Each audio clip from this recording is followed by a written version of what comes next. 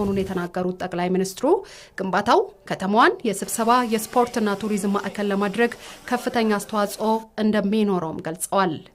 በጣም የሚገርመው ስራ ባህር ዳር ላይ ያየሁት ከዚህ ቀደም ማህበረሰቡ ጣናን በቀላሉ አክሰስ ማድረግ አይችልም። በርካታ ቦታ ጣና ከፈት ተደርጎ ሰው በወክ አድርጎ ውሃው ማየት እንዲችል አክሰስ ማድረግ እንዲችል በውሃ አካባቢ እንዲዝናና የሚያስችል በጣም ድንቅ ስራ ተሰርቷል።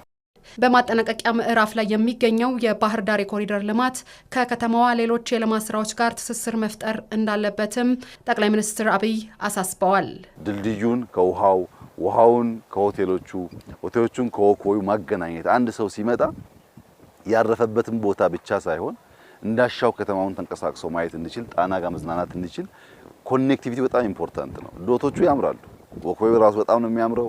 ይሄ ሆቴል መቼም በጣም ውብ ተደርጎ የተሰራው ውሃው እንደምታዩት ነው። ዛፎቹ ያምራሉ። ከዚህ ቀደም የተመረቀው ድልድይ በጣም ነው የሚያምረው። ስታዲየሙን አይታችሁት ከሆነ በጣም የሚያምር ነው የስታዲየሙ ስራ። ይሄ ለስፖርት፣ ለቱሪዝም፣ ለኮንፈረንስ ከበቂ በላይ ሴንተር የሚሆን ከተማ ነው በብዙ መልኩና የተጀመረውን ጅማሮ ማጠናከር ያስፈልጋል። የባህር ዳር የኮሪደር ልማት በፈተና ውስጥ የተገኘ ውጤት መሆኑን የተናገሩት ጠቅላይ ሚኒስትሩ ለስኬቱ የአመራር ሚና ከፍተኛ ነው ብለዋል።